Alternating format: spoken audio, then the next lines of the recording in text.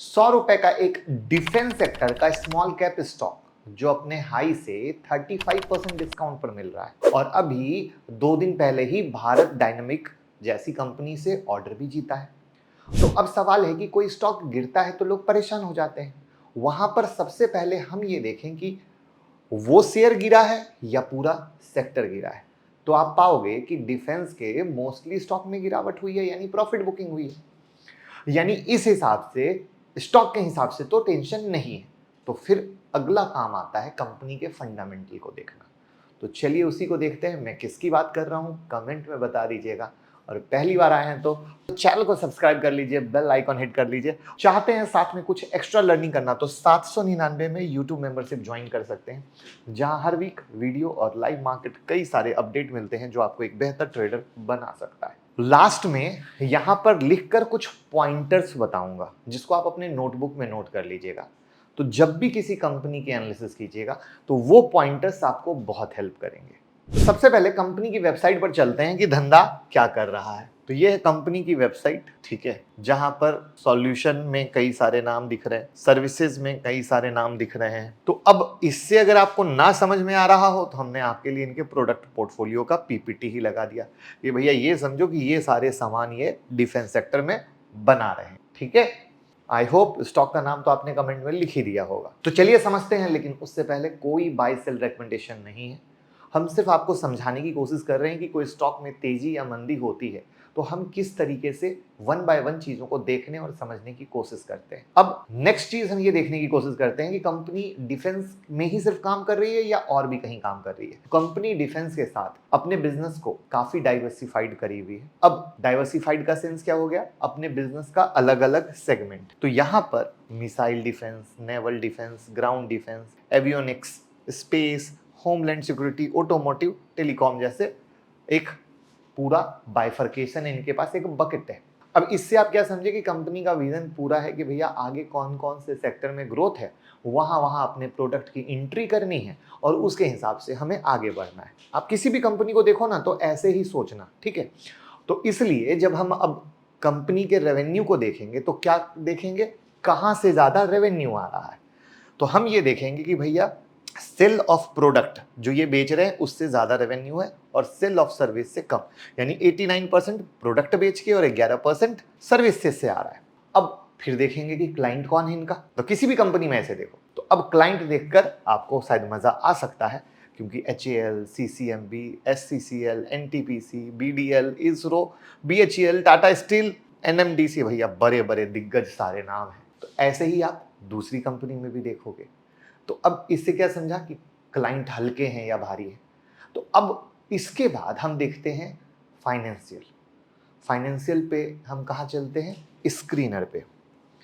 तो स्क्रीनर पे हम आ गए और स्क्रीनर पे अपोलो माइक्रो है। अब यहाँ से शुरू करें तो स्टॉक पी 83.3 और इसका जो इंडस्ट्री पी है 69। दैट मीन्स वैल्यूएशन बेसिस पर क्या हो गया, थोड़ा महंगा हो गया। और पीजी रेशियो 38.4, तो अगेन वैल्यूएशन रेशियो पर थोड़ा महंगा हो गया। यहाँ पर ROC और ROE 12.5% और 7.5% के करीब का है, जो अच्छा है। यहाँ पर प्रॉफिट लॉस स्टेटमेंट में हम अगर आते हैं तो सबसे पहले हम सेल्स देखने की कोशिश करते हैं। मतलब किसी भी कंपनी में जाओ तो ऐसे ही जाओ। तो आप अगर मार्च 2012 से देखोगे तो कंपनी का सेल्स अपना धीरे धीरे धीरे धीरे धीरे धीरे धीरे धीरे अपना बढ़ता गया है, जो एक अच्छी बात है।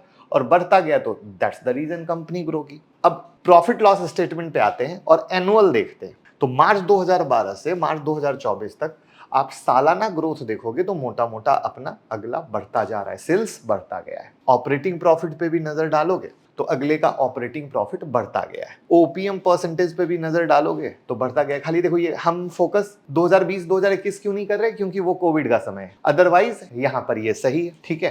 तो ये पहला हमने क्या देखा। अब हम नेट प्रॉफिट देख लेते हैं। तो सेम कहानी नेट प्रॉफिट की आप पाओगे कि नेट प्रॉफिट बढ़ता गया है। तो अब हमें थोड़ा सा क्वार्टर देखना पड़ेगा। क्वार्टर क्यों देखना पड़ेगा, देखो क्या होता है, कोई भी कंपनी सालाना स्तर पे तो निकल लेती है। अच्छा, जैसे आप ट्रेड करते हो ना, तो ट्रेड में समझो मंथली स्टेटमेंट अगर निकालते हो और एक प्रोफेशनल वे में ट्रेड करोगे, 10 ट्रेड में से 7 में प्रॉफिट, 3 में लॉस, तो फाइनल स्टेटमेंट क्या बना, प्रॉफिट। यानी आपको ट्रेडिंग आती है। तभी तो आप प्रॉफिट कमाए ना। अब उसमें अगर हम अंदर चीर फाड़ करेंगे तो क्वार्टरली खाली देख, तो क्वार्टरली में क्या होता है, कभी कभी थोड़ा ऊपर नीचे चलता है, और इससे सिर्फ ये पता चल जाता है नहीं कंपनी तो भैया एनुअल बेसिस पे तो सब सही कर रही है, थोड़ा क्वार्टर बेसिस पे ऊपर नीचे हुआ। क्योंकि चाहे आप रिलायंस ले लो, टाटा जैसी दिग्गज कंपनी, कोई भी कंपनी ले लो, कि सबके क्वार्टरली रिजल्ट कभी ना कभी थोड़ा ऊपर नीचे आते हैं, तो उससे परेशान नहीं होना होता है। बट यहां पे अगर आप देखो तो मार्च से जून क्वार्टर में क्या हुआ, सेल थोड़े कम हुए। सेम कहानी अगर यहां पर आप देखो तो ऑपरेटिंग प्रॉफिट क्या हुआ, थोड़ा सा घट गया। लेकिन जो यूनिक चीज निकल के आई, ओपीएम परसेंटेज इनका बढ़ा है, जो एक अच्छा है। और मैं हमेशा कहता हूं ओपीएम परसेंटेज मेंटेन करना बहुत इंपॉर्टेंट होता है किसी कंपनी के लिए। वहीं पर नेट प्रॉफिट भी फाइनल में चूंकि वो घटा है तो थोड़ा घट गया, but again year on year पे देखा क्या आपने, सब कुछ सही चल रहा है। यहां पर अब हम इन्वेस्टर पॉइंट ऑफ व्यू से आए तो आप देखोगे कि जहां प्रमोटर की होल्डिंग 53.21% थी, प्रमोटर ने क्या किया, जो आप सुनते हो कि प्रमोटर अभी अपनी पोजीशन को बढ़ा रहे हैं, तो यहां पर आपने क्या देखा कि प्रमोटर ने अपनी होल्डिंग को बढ़ाया 55.12। तो कुछ तो इनको लगा होगा तभी बढ़ाया। हम एफआईआई की होल्डिंग पे इसलिए नहीं जा रहे क्योंकि अब हमारा मार्केट आज के डेट में हम बात करें, आगे क्या होगा हमें नहीं पता, आज के डेट में बात करें तो एफआईआई से कोई इंपैक्ट ले नहीं रहा है।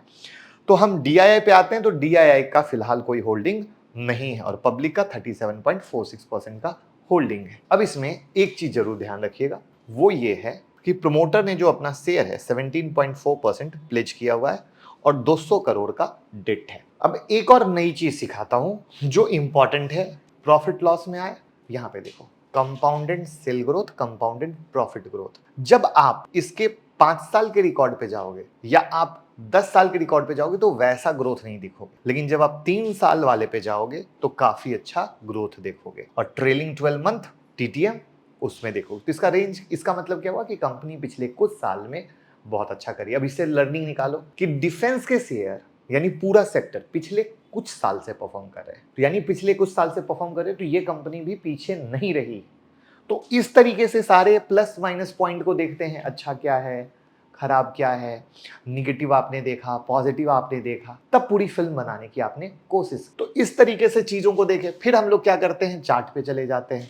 अब चार्ट पे अगर हम आते हैं तो आप पाओगे क्या है, अगर ये वीकली चार्ट है, वीकली चार्ट में क्या है, मार्केट पहले यहाँ पूरा साइडवेज था और यहाँ पूरा साइडवेज। तो यानी क्या कहता है, प्राइस एक्शन क्या कहता है, मतलब किसी में भी देखो मैंने सारे पॉइंट जो बताए ना, किसी भी स्टॉक में ऐसे ही डाल के देखना। मैं भी लास्ट में समरी भी बताऊंगा कि भैया कब बक्से से बाहर निकलोगे, वो देता है मूवमेंट। अब समरी बनाते हैं जिससे कि आप चाहे अपोलो हो या कोई भी को, हमने क्या देखा, पहले सेक्टर वाइज देखा तो हमने देखा कि डिफेंस के सारे शेयर गिर रहे हैं, ये गिर रहा है। फिर हमने देखा भैया धंधा क्या करता है, बिजनेस क्या है, ठीक है, बिजनेस को समझा, बिजनेस क्या फ्यूचर का है क्या। फिर हमने देखा रेवेन्यू जो ये बता रहे हैं उसमें कहां से रेवेन्यू आ रहा है। फिर हमने फाइनेंशियल को देखा, ठीक है, फाइनेंशियल में हम क्या कहे, ईयर ऑन ईयर भी गए और क्वार्टर ऑन क्वार्टर भी गए, ठीक है। उसके बाद हमने प्रमोटर को देखा, ठीक है, उसके बाद हमने डेट को देखा, ठीक है, फिर उसके बाद हमने चार्ट को देखा, ठीक है। तो ऐसे चीजों को हम पूरा समरी किए, देखे और तब एक डिसीजन लेते हैं कि सही क्या है और गलत क्या है। तो कैसी लगी लर्निंग कमेंट में बताइए और लोगों के साथ शेयर कर दीजिएगा। Thank you so much.